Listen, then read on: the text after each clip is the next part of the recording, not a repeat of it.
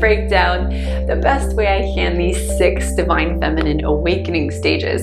First of all, about in 2014, I think, I came out with a blog, the 25 divine feminine awakening signs, which then got turned into a video. The blog went kind of viral, the video went kind of viral, so you might want to check it out. I will put that in the link below. Now this is a little different because we're talking about stages, like the first, second, third. These are kind of steps that generally apply to those on the path of the divine feminine awakening, but definitely check out to learn more about what the divine feminine awakening sign is. Feminine is flowy, things don't always happen linear, but this is kind of the general thing that I've seen in my dozens of years on this path of the divine feminine awakening, as well as thousands of clients, friends, family, fans, as they have gone through the journey with me. All right, so the first divine feminine awakening stage is you are not awake. And you might be like, why are you mentioning that? But it's because it's so important to embrace the unawakened version of ourselves. So the unawakened version of ourselves is probably in the past. If you're watching this video, you are interested in awakening. So remember the time where you were a zombie, or where you were eating horrible food, not taking care of yourself, thinking negative thoughts. Maybe you were in a severe addiction, didn't want to be on the planet. We often judge ourselves for being in this place or having been in this place, but this is actually a fundamental, important phase of the divine feminine awakening. It is like the dirt. If you are to grow the most perfect, beautiful, perfumed rose, we have to start in the dirt. The dirt is fertile, it is sacred, it is feminine. And so things like being in our ancestral traumas, wounds, blocks, karmas that we choose to take on in these particular incarnate bodies. So instead of beating ourselves up, why don't we pat ourselves on the back and say, good job being unawake. And this means looking at our friends and family who have not yet gone on the awakening path and seeing the divine in them, seeing the potential divine feminine, masculine in them that's wanting to rise, but you know, it's not quite maybe happening at the pace you want it to happen for yourself. So being loving and kind towards others, sharing our wisdom, and also not pushing too much. Because if they're not ready, you will get the karmic backslap. Phase number 2 is so important. This is burnout and blues, the phase where we've been chugging along in the 3D matrix, maybe climbing a corporate ladder or trying to please a person, trying to make someone fall in love with us, make stuff happen. We're hustlers, we're pushers, whether it's in our love life, whether it's in the boardroom, the bedroom, in our body weight, and we're just like forcing it with the elbow grease. And we keep going and going until we hit a crash, a collapse. And this is happening globally in so many ways, economically, spiritually. Many world religions are falling down with attendance. Some are rising up. There's a renaissance and a refreshing of new energies coming in. But in a lot of ways, we are hitting this critical mass crisis point. And I know in my life, I was an overachiever, high achieving, and got all A's in high school, went to Duke University, a top 5 university, where I was with all these valedictorians and overachievers, and I pushed to try and stay at the top of my class, and it was not possible for me.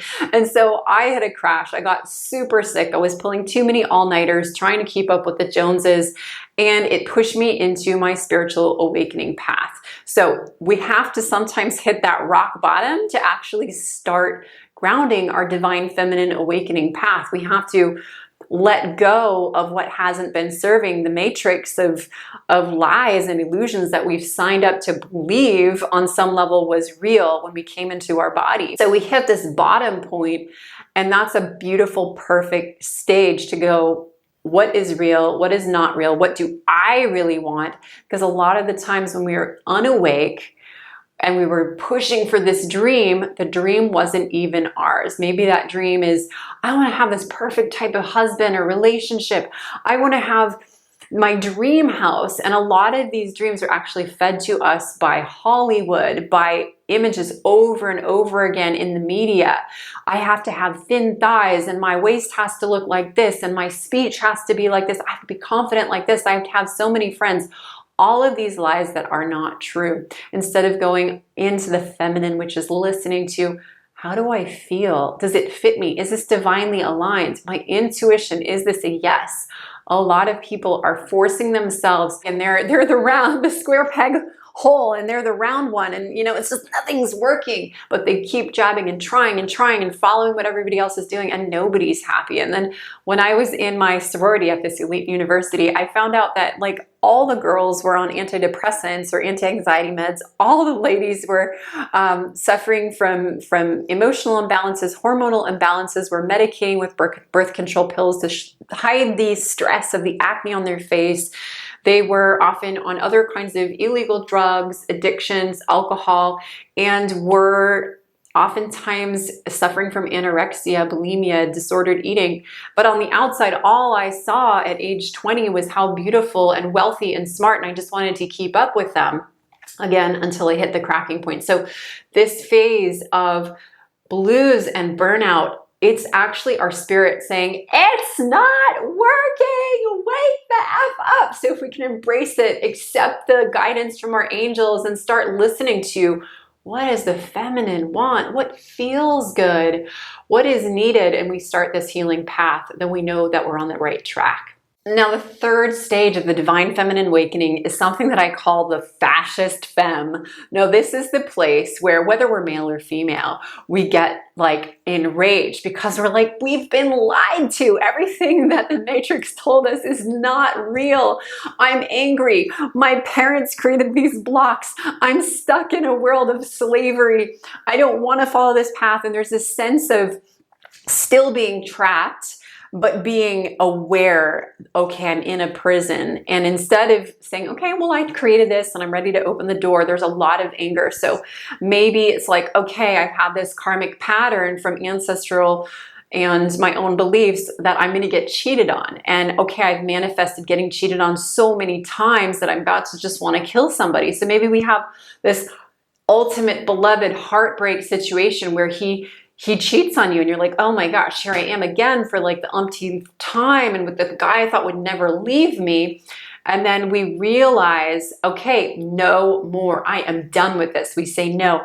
And then we can get really, like resistance, anarchy. We're not going to go along with this. Sometimes we literally become sort of fascist femmes, like down with the patriarchy, and I'm going to gather together with my goddess witches and forget about the men. So sometimes you can have the pendulum swing. I can say for me, I've been almost like a food Nazi of like when I was in my 20s, I got back from studying traditional Chinese nutrition in China, and I was coaching my family on how they needed to eat. And I was so pristine about everything I put in my body. And it was a learning curve because I had abused my body. I'd been drinking alcohol and I had been eating fried foods with bad oils and not eating enough of the life-giving whole foods. And so I was projecting onto others what I needed to do for myself at that time. And it took me a time to adapt. So we have to be forgiving and loving if we have a friend in this phase where there's the fascist femme or the radical that's like, you need to change, because it's literally when we're rising the divine feminine, we need to set boundaries where we did not have boundaries before. We were not taught how to honor the feminine. We were not taught by our mothers to not be overgivers and people pleasers. We were taught to push for so long that when we realize, okay, like what am I really wanting? And we step back into ourselves. Sometimes we have to say no to a lot of things that might even be good for us at some point in the future. So there's a very kind of push-pull extreme phase when we get into this phase. But it's an important phase to be able to say our sacred no. And sometimes, again, we have to say no, even if it might be a yes later. And it might even be something that would be good for us in the moment. But just to be able to say no, that's the highest thing. Now, in stage number 4, it is Bliss is the balm, the healing balm, the elixir that heals us. So we have been pushing in the masculine, and then we go through an awakening, and then, we heal our burnout. We go to the light workers, the healers, the psychics, the guides. We realize in the divine feminine awakening that there's so much to heal and love us. There's angels and spirit guides and mystical magic from beyond. And okay, we've been lied to. We've been told that it's only about science. So we unpeel these amazing layers And in this phase where bliss is the bomb, we really start to embrace the divine mother. We say, wow, I can have what I truly desire and want. I am not part of a matrix slavery system that was created by a patriarchal, dogmatic system that is actually just serving an elite number. Instead, I am my most whole and holy being to honor, worship, serve, love, heal, fulfill. And by doing that, I can then serve others. So there's very much a coming home, coming back into the feminine divine mother energy. Oftentimes, this is where women will have, and men will have, deep healings with their own biological mothers, or if not biological mothers, if that's not a possibility, to then heal using archetypes like Mother Mary, Fatima, the Divine Mother, Kuan Yin, Butterfly Maiden, so many different expressions of the Divine Feminine. So it is in this phase where we learn that we must receive and not just push and give, that we have to receive as children, maybe even where we were not given things as when we were little ones. Also, we might have to learn the opposite of how to be adults, how to show up, to stop acting out the inner child tantrums in our relationships, to show up maturely with money, to show up maturely in our spirits. So there's a balance of sort of divine mother, divine daughter energy that comes up in this phase. Whereas I would say in the fascist femme phase, it's actually a very masculine phase where you're kind of just like bringing the masculine sword and shield and saying no and stepping into that third chakra power.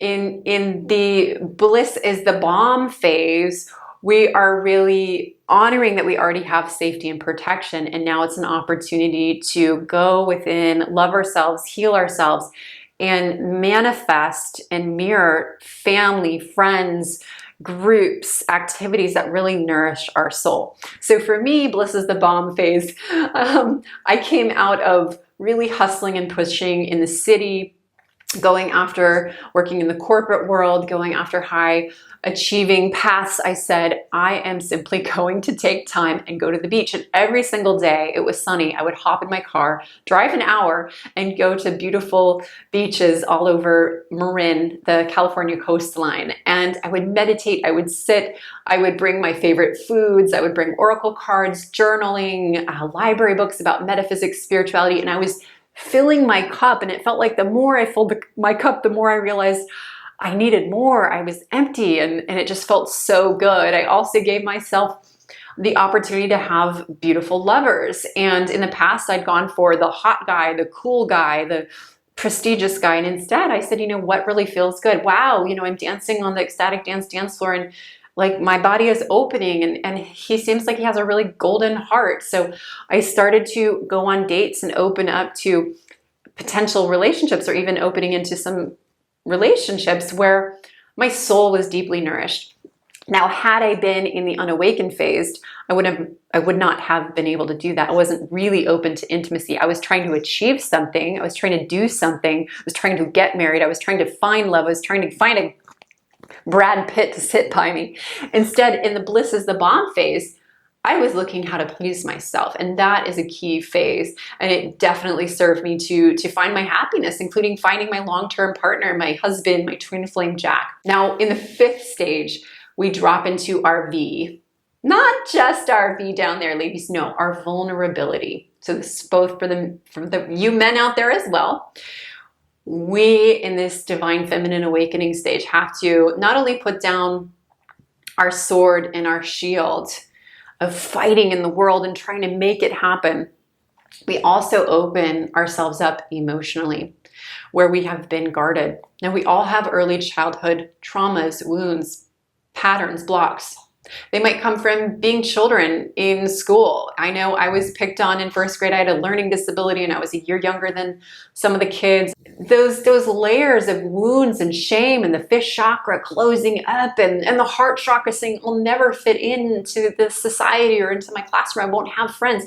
These imprints froze into my field, and I struggled for many years to not only have a fulfilling life partnership, but to have fulfilling relationships beyond my biological family. I felt constantly abandoned. I had sisters really let me down. I went to one of my best friend's weddings and she wrote me an email a couple months later saying, I don't want to see you anymore. Wouldn't say why. After 7 years of devoting myself to be her best friend. And these heartbreaks would happen over and over again. The gift in the heartbreak is that I got to open up to vulnerability. I faced my worst fear, which was rejection and abandonment. And I had it happen enough times that finally when I went, wait a minute, maybe there's a reason this is happening. And I brought my divine love into these heartbreaks, into these rejections. I did work with healers, such work that I do with my clients. And I went back to the past, the time that I was heartbroken, and I rewrote the stories and I saw the purpose in it. And I saw it as an opportunity to empower myself and go, I don't care if they showed up for me and loved me, because I show up for me and love me. It gave me a superpower. The superpower was vulnerability. With that vulnerability, I didn't care if a new beloved wanted to stay or go. I wasn't attached. Now, when I was in those earlier phases, believe me, so many relationships would start like this. We'd be dating, we would hook up, assume we're going to be in a relationship, we're going to be boyfriend and girlfriend, this is going to be amazing. And they would stop calling, stop texting, and it was like, shh. Once I embraced my own pain and shame and loved it, and I could have healers guide me and say, well, you know, what's your truth about this? Do you really feel so ashamed? And, you know, doing exercises to embrace my body image even, and realizing, screw it, nobody else is going to love me but me. And I would bring in a divine feminine. Some people call it sacred feminine or Sophia code or Mary Magdalene or womb wisdom or Mother Earth, Pachamama. I came in as a loving mother and I loved and accepted myself, even in the bottom, in that gutter. And I rose out of that. And I saw that I was a rose ready to rise from that dirt, and that there was a perfect divine plan happening at every single alchemical phase. Vulnerability. We have to be vulnerable to see our divine, holy selves and gifts. And now we are at phase number 6, twintegration.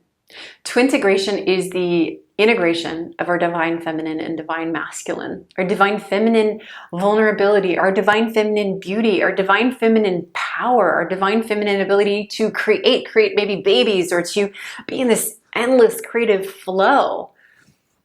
And then also our masculine, our ability to protect, to serve, to stay focused, to keep going. We have these different sides, and we have had the pendulum swing back and forth. And the universe is ultimately two sides of the same coin, infinite, everything. But in that, there's the dark and light, the day and the night, the unconscious and the super duper conscious. And it is not always easy to align it all in one body form, which is why we came here. We came here to integrate aspects of the universe, and there's an infinite number of the aspects. You are one of the aspects. Amanda is one of the aspects. He is one of the aspects, and it just keeps on going in every twig, plant, rock, animal, planet, galaxy, solar system. There's an infinite number of universes, and to integrate our feminine and masculine, it can take actually battling wars inside ourselves. For me, I was a struggling perfectionist, very dogmatic. I had to be at the top. I had to be the best. I had to work to deserve love. At the same time, I had another very stubborn part of me that said, I don't want to have to work. I'm from Venus. I'm a goddess of love. I'm a divine child. I represent the divine daughter who is loved no matter what she does.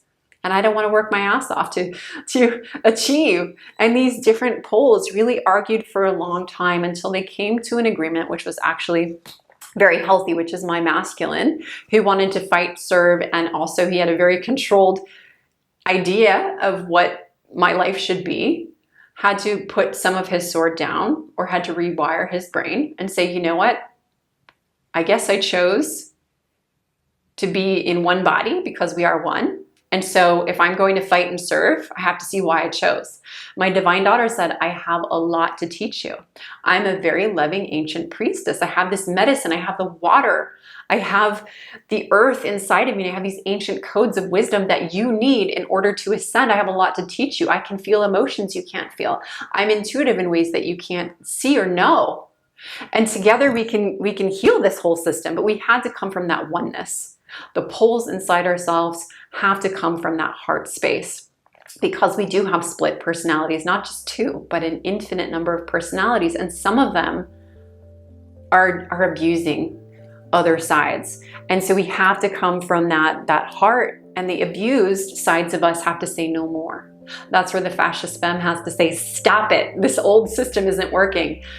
And the loving, blissful priestess in us gets to say, baby, I love you. Even if you have been so hard on me, you've been manifesting me with all kinds of unavailable partners or people that are not honoring who I am, I'm going to really own that I've been manifesting this myself, and I can bring you so much bliss and pleasure.